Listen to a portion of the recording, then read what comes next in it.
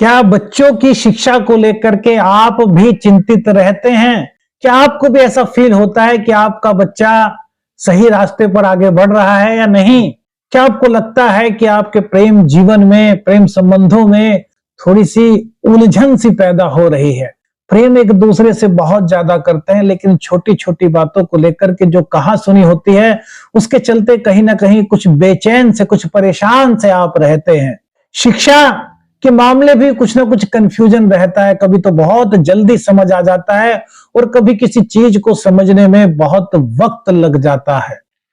जैसे पिताजी का सपोर्ट बहुत कम मिल रहा हो, ऐसे मन में कुछ फीलिंग आ रही हो, या फिर लगता हो कि जैसे यार मेरा भाग्य जो है वो मेरा साथ नहीं दे रहा। आपकी इनकम को लेकर के आप परेशान चल रहे हैं, लगातार आपकी इनकम में अप एंड डाउन हो रहे हैं, जिनकी वजह से आपको लगता है कि यार मेरी स्थिति कब सुधरेगी, आखिर मैं कब अपने जीवन में कामयाब हो पाऊंगा, आखिर कब सब चीज मेरी अपेक्षाओं के अनुरूप हो पाएंगी। और आपको भी यदि ऐसा लगता है कि आप ओवर थिंकिंग करने लगे हैं, जिसके चलते हल्का हल्का सा तनाव आपको महसूस हो रहा है, तो यह वीडियो आपके लिए है मेरे मित्रों।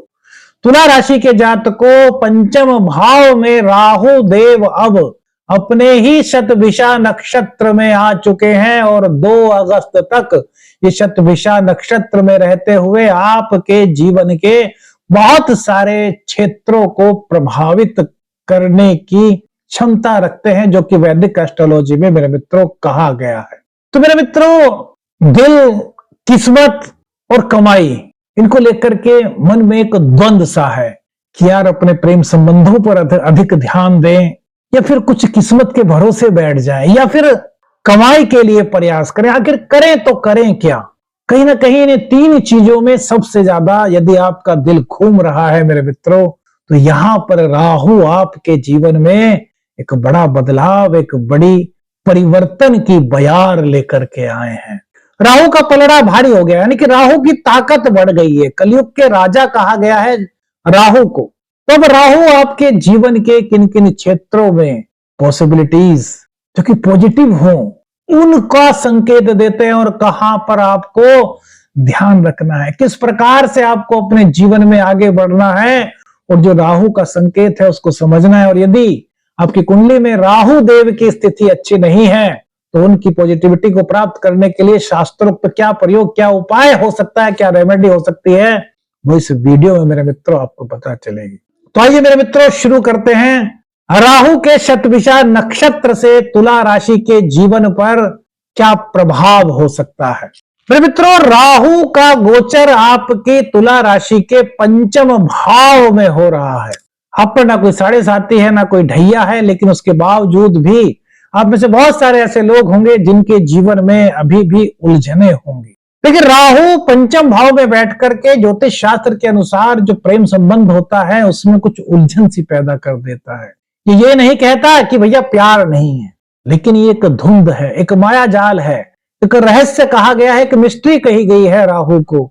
तो ये कुछ इस तरह के कंफ्यूजन मन में दे देता है कि यार क्या वास्तव में ऐसा है, क्या यार वास्तव में जो उलझने हैं वो सही है यार।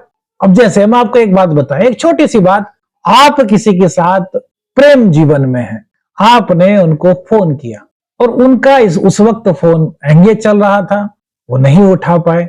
आपके मन में एकदम से बात आ गई कि अरे यार उन्होंने मेरा फोन क्यों नहीं उठाया, तो यार वो मुझसे प्यार करते हैं या नहीं करते, मतलब जिसका कोई औचित्य नहीं, इस तरह की जो बात मन में लाए, कुछ इस तरह का जो कंफ्यूजन पैदा करे, वो राहु है। अब वो सपोज कीजिए वो काम कर रहे हैं, वो अपने किसी बॉस से बात कर रहे हो, अपने ऑफिस में बात कर रहे हो, अपने घर परिवार में किसी जरूरी बात कर रहे हो, और फिर उसके बाद वो आपको फोन नहीं कर पाए, क्यों, कुछ और काम याद आ गया। तो शाम के टाइम उन्होंने फोन किया था, आपने कहा यार आपने तो मेरा फोन काट दिया था, आपको तो मुझसे प्यार नहीं। मतलब इस तरह के कंफ्यूजन यदि आपके जीवन में भी होते हैं मेरे मित्रों, तो समझिए, अगर ये मार्च अप्रैल के बाद हो रहे हैं तो समझिए कि कहीं ना कहीं ये राहु का संकेत हो सकता है। वास्तविक स्थिति ऐसी नहीं है, क्योंकि धुंध के पार, क्योंकि राहु क्या है, धुआं, धुंध कहा गया है राहु को, उसके पार आप जब देखेंगे तो स्थिति आपको स्पष्ट दिखाई देगी, लेकिन ये स्थिति को क्लियर नहीं होने देता। लेकिन अब जब ये अपने नक्षत्र में आया है तो ये क्या संकेत दे रहा है, ये कह रहा है कि यदि आप प्रेम सच्चा करते हैं, आपका जो प्रेम है वो केवल आकर्षण मात्र नहीं है, यदि आप सच्चे रूप से एक दूसरे को प्रेम करते हैं तो ये आपके प्यार को परवान चढ़ाने में मेरे मित्रों आपकी मदद करेंगे। लेकिन यदि प्यार में सच्चाई नहीं है तो ये थोड़ी सी उलझन बढ़ा सकते हैं। लेकिन सच्चे प्रेमियों के लिए ये राहु का जो संकेत है मेरे मित्रों, ये काफी पॉजिटिव दिखाई दे रहा है। क्यों दिखाई दे रहा है? क्योंकि कोई भी ग्रह अपने घर में बैठ करके अपने घर को खराब नहीं करता। और राहु तो इस वक्त कुंभ राशि में है, और कुंभ राशि में कोई भी ग्रह नीच का नहीं होता। और कुंभ राशि में राहु के होने को तो ज्योतिष शास्त्र में बहुत ही विशेष बताया गया है। तो अब जब ये अपने नक्षत्र में आए हैं तो इनकी ताकत बड़ी है, और यही ताकत आपके प्रेम संबंधों में एक नई ऊर्जा को भर सकती है। लेकिन आपको ये ध्यान रखना है कि एक दूसरे पर विश्वास करना है, छोटी मोटी बातों को अवॉइड करना है, किसी भी उलझन में नहीं रहना। तो यह आपके रिश्ते की परिपक्वता को मेरे मित्रों बढ़ा देंगे। अब बात करते हैं शिक्षा को लेकर के। शिक्षा को लेकर के भी आपने अप्रैल के बाद में कुछ, हो सकता है आप में से बहुत सारे ऐसे लोग हों जिन्होंने कुछ कंफ्यूजन महसूस किया, उनको ऐसा लगा हो कि यार शिक्षा पर वो फोकस नहीं कर पा रहे, पढ़ाई करते वक्त उनका मन नहीं लग रहा। पढ़ाई तो करना चाहते हैं लेकिन एकदम से थोड़ी देर पढ़ाई करते हैं और ऊब से जाते हैं, फिर किसी और कार्य में लग जाते हैं। तो यदि ऐसा आप में से किसी के साथ था तो मेरे मित्रों वो भी दूर हो रहा है, क्योंकि राहु को मेरे मित्रों कहा गया है कि अर्श से फर्श पर और फर्श से अर्श पर ले जाने वाला ग्रह राहु है। और जब ये अब अपने नक्षत्र में आया है तो पढ़ाई में आपका फोकस लगाएगा। कैसे लगाएगा? ये उन चीजों से आपका ध्यान हटाएगा जो आपके लिए अच्छी नहीं है। देखिए, राहु के बारे में बहुत लोग नेगेटिव थॉट्स ही रखते हैं, नेगेटिव चीजें सोचते हैं, लेकिन ऐसा नहीं। एक सिक्के के दो पहलू होते हैं मेरे मित्रों। राहु के अंदर पॉजिटिव वाइब्स भी है और नेगेटिव वाइब्स भी है। अब ये डिपेंड करता है कि हम कौन सी वाइब्स को ग्रहण कर रहे हैं। देखिए, ये राशिफल मेरे मित्रों आप अपनी नाम राशि, अपनी चंद्र राशि और अपने लगन के आधार पर भी देख सकते हैं। लेकिन यदि आपको जीवन के किसी व्यक्तिगत निर्णय पर पहुंचना है ना, तो फिर अपनी कुंडली का अध्ययन किसी विशेषज्ञ से कराइए। क्यों मेरे मित्रों? क्योंकि सबकी कुंडली की प्लेसमेंट अलग होते हैं, सबकी महादशा, अंतरदशा, प्रत्यंतर अलग अलग होती है।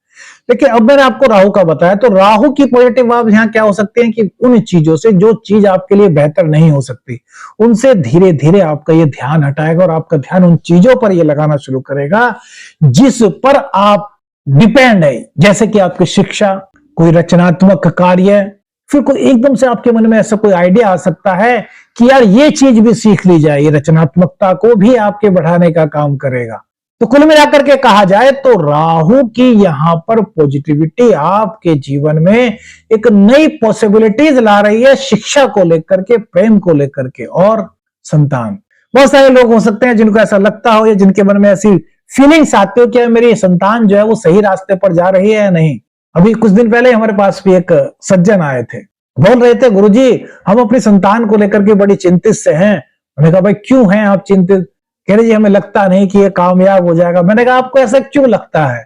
कह रहे गुरुजी अब ये देर से सो करके उठता है, स्कूल जाना होता है तो फिर समय से तैयार होता है, लेकिन उसमें भी घर वालों को उठाना पड़ता है।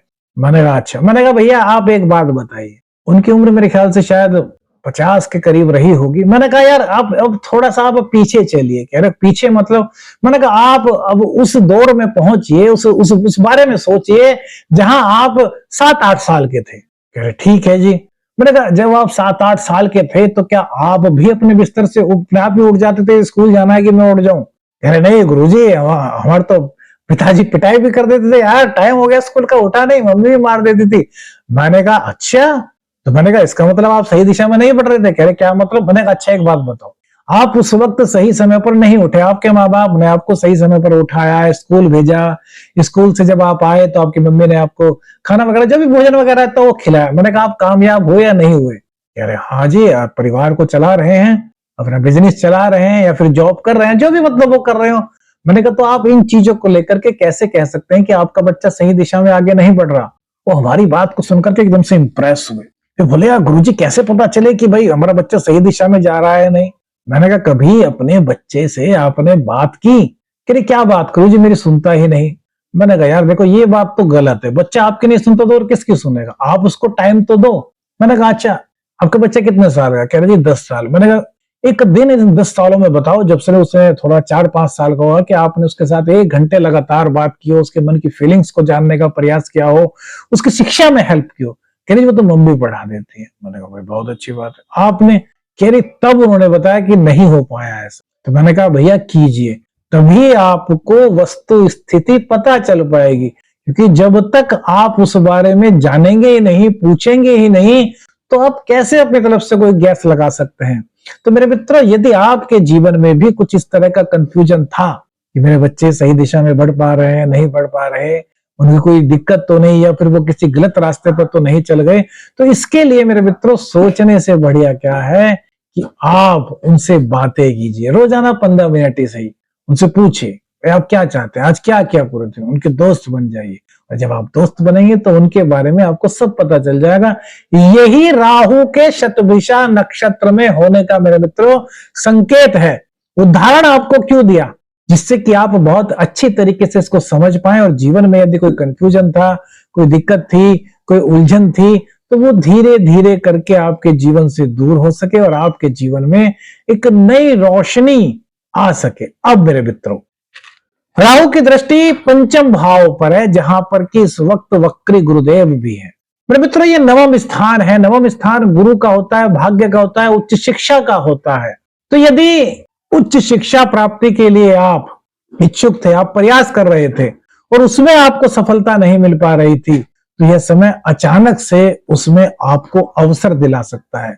उच्च शिक्षा हो, चाहे एमएनसी कंपनी में जॉब का मामला हो, विदेश में जाकर के व्यापार करने का, या फिर नौकरी प्राप्त करने का आपकी इच्छा हो, तो यहां पर कुछ पॉजिटिव अपॉर्चुनिटीज मेरे मित्रों आपके सामने इस वक्त राहु के शतभिषा नक्षत्र के दौरान आपके सामने आ सकती है। लेकिन यहां पर आपको मेरे समझदारी से साथ देना होगा। देखिए, रिश्ते हमने बताया ना, रिश्ता हो, संतान हो, प्रेम हो, सब जगह समझदारी से काम लेना होगा, मृदु भाषा का प्रयोग करना होगा, और इसी के साथ साथ में खुद पर विश्वास रखना होगा। जब आपका खुद पर विश्वास होगा तभी तो आप दूसरे पर विश्वास कर पाएंगे। आपने देखा है ना, आपने सुना भी होगा, बड़ों की कहावत होती है कि यार तुम तो खुद ही कंफ्यूज हो, तुम किसी और को क्या सलाह दे पाओगे। ऐसे आपने कहावत सुनी होगी ना, बड़े कहते हैं। तो सबसे पहले हमें खुद की उलझन को दूर करना है, हमें खुद को कॉन्फिडेंट करना है, हमें खुद को मजबूत बनाना है, खुद के आत्मविश्वास को हमें जगाए रखना है। और यह आपके लिए जीवन के नए रास्ते मेरे मित्रों यहाँ पर खोलता हुआ दिखाई दे रहा है। अब बात करते हैं आगे मेरे मित्रों। राहु की दृष्टि क्या है, आपके 11वें भाव पर है। 11वां भाव हमारी इनकम का है।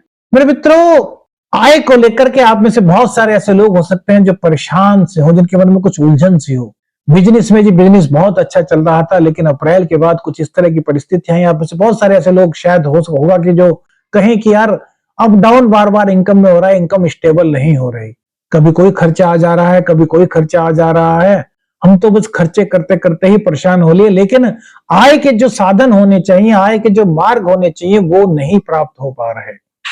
तो मेरे मित्रों, राहु 11th हाउस को देख रहे हैं, और 11th हाउस को जब राहु देखते हैं या बैठते हैं, तो ज्योतिष शास्त्र ऐसा कहता है कि वो जिस भाव को देखते हैं, उस भाव से जुड़ी हुई चीजों को एकदम से अचानक से उसमें परिवर्तन करते हैं। ऐसा नहीं कि वे लगातार उसमें करें, स्टेबल करें। तो यहां पर इस चीज में तो थोड़ा सा आपको संतोष करना पड़ेगा कि वो स्टेबल नहीं, लेकिन ये आपके लिए आय के नए स्रोत बना सकते हैं। बिजनेस में आपकी कोई नई शुरुआत करा सकते हैं, आपका एक बिजनेस है, 2 बिजनेस करा सकते हैं। मतलब मां लक्ष्मी की कृपा प्राप्ति के संयोग आपके अचानक से इस गोचर काल के दौरान बन सकते हैं। और राहु का जो ये संयोग बना है, जो राहु 11वें भाव को देख रहे हैं, 11वें भाव को देखने का मतलब है कि आपके जीवन में आपके इनकम को लेकर के कोई परिवर्तन हो सकता है जो कि सकारात्मक हो। दोस्तों का साथ, मित्रों का साथ यदि आपको अभी तक नहीं मिल पा रहा था, तो वो धीरे धीरे सपोर्ट मिलेगा। लेकिन ये भी कह रहे हैं कि भैया कोई भी मित्र हो, उन पर विश्वास कीजिए, लेकिन आंख बंद करके विश्वास मत कीजिए। राहु का यह संदेश भी है। तो मित्रों का सपोर्ट मिल रहा है, यहां पर आपके लिए रास्ते खुलते हुए दिखाई दे रहे हैं। आपकी डिजायर्स, आपकी इच्छाएं, आपके सपने कहीं ना कहीं पूरे होते हुए दिखाई दे रहे हैं, ऐसे संकेत दे रहे हैं राहु। लेकिन ये मित्रों में भी कह रहे हैं, ये हर चीज में कह रहे हैं कि भैया किसी पर भी आंख मूंद करके विश्वास मत कीजिए। राहु का संकेत है। अब राहु की दृष्टि मेरे मित्रों आपके लग्न पर, तो ये आपको ओवर थिंकिंग, कहीं ना कहीं आप में से बहुत सारे ऐसे लोग हो सकते हैं जो ओवर थिंकिंग करने लगे हो मार्च अप्रैल के बाद। अपनी राय बताइएगा मेरे मित्रों। आप राय बताते हैं तो मेरे मित्रों हमें भी प्रेरणा मिलती है, आपका सहयोग मिलता है, आपका आशीर्वाद प्राप्त होता है। हम कोई बहुत बड़े जोश से नहीं, हम भी आपके जैसे ही एक साधारण से मनुष्य है, एक इंसान है मेरे मित्रों। आपका सहयोग हमारे लिए बहुत बड़ी प्रेरणा है। ओवर थिंकिंग मेरे मित्रों, बहुत ज्यादा सोचना, एक ही चीज को बार बार सोचना, एक ही चीज को बार बार पूछना। रात्रि में भी सोते समय नींद तो आ रही है, लेकिन फिर भी मन में कुछ ना कुछ विचार चल रहे हैं। अच्छा वहां गया था तो वहां उसने ये क्यों कहा, मैं उसको ये जवाब देना चाहिए था, मैं जवाब नहीं दे पाया, अब की बार ऐसा मौका आएगा तो मैं उसको इस तरीके से उसका आंसर दूंगा। मतलब इस तरह के फॉर एग्जाम्पल कुछ ना कुछ विचार हो सकता है आप में से बहुत सारे लोगों के मन में चलते रहते हो। तो यहां पर अब एक नई उमंग आ रही है, विचार तो अभी भी चलेंगे लेकिन ओवर थिंकिंग नहीं होगी। ओवर थिंकिंग कैसे नहीं होगी, जैसे कि आप किसी मीटिंग में है, आपसे किसी ने कुछ कहा और आप इस वक्त हो सकता है कि उसको जवाब ना दे पा रहे हो, लेकिन अब उसको आप तुरंत से जो बात उन्होंने कही है उसका रिप्लाई कर पाएंगे। तो इस चीज का आपके मन में एक संदेह नहीं रहेगा कि यार मैं उनको जवाब नहीं दे पाया, मेरे को ये बात कहनी चाहिए थी, मैं उनको ये बात नहीं कह पाया।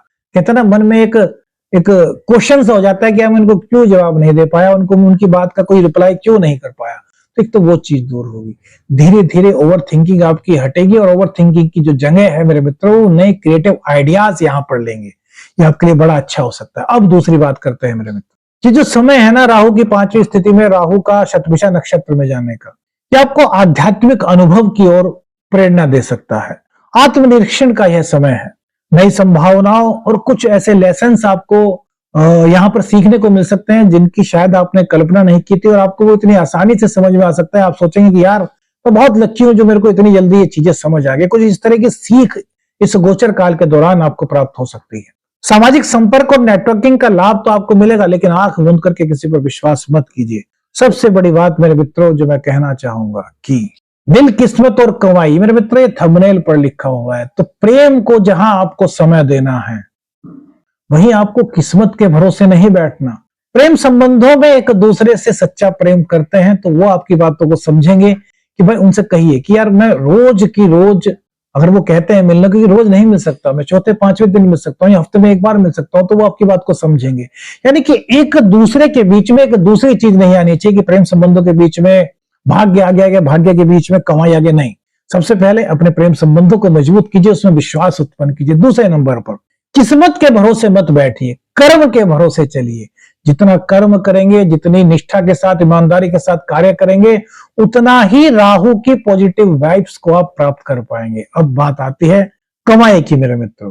कभी कभी जीवन में ऐसा भी होता है कि यार हम कमाई के चक्कर में, नौकरी के चक्कर में, बिजनेस के चक्कर में अपने घर परिवार को समय नहीं दे पाते, अपने दाम्पत्य जीवन को समय नहीं दे पाते, माता पिता बहन भाई को समय नहीं दे पाते। तो आपको इन चीजों से बचना है, क्योंकि राहु यहां पर इस तरह का कोई कंफ्यूजन पैदा कर सकता है। वो आपके मन में या तो ये भावना जगा सकता है कि भैया आपके लिए जो कुछ है वो प्रेम संबंधी है, या फिर वो आपके मन में कुछ इस तरह के संकेत, कुछ इस तरह के विचार ला सकता है कि भैया आप सिर्फ और सिर्फ अपने बिजनेस पर ध्यान दो, कुछ नहीं। तो नहीं, आपको तीनों में बैलेंस बना करके चलना है। बस मेरे मित्रों यही बात आपको यहां समझनी है। अब दूसरी बात करते हैं कि राहु यदि किसी वजह से आपकी कुंडली में किसी ऐसे भाव में बैठा है जहां से कि उनकी पॉजिटिविटी आपको प्राप्त नहीं हो पा रही, तो क्या शास्त्रोक्त उपाय रेमेडी कर सकते हैं। तो मेरे मित्रों एक छोटा सा उपाय, ओम रांग राहवे नमः, इस मंत्र का रोजाना 108 बार आप पाठ कीजिए। कौन सी बात आपको अच्छी लगी, कौन सी बात ऐसी रही जो आपके दिल को छुई, जो आपके जीवन में आपको महसूस हुई, कमेंट्स करके हमें बताइए। वीडियो अच्छी लगी तो लाइक और शेयर कीजिए। चैनल पर नए हैं, चैनल को सब्सक्राइब कीजिए। आदेश आदेश रखने अंजन, हर हर महादेव।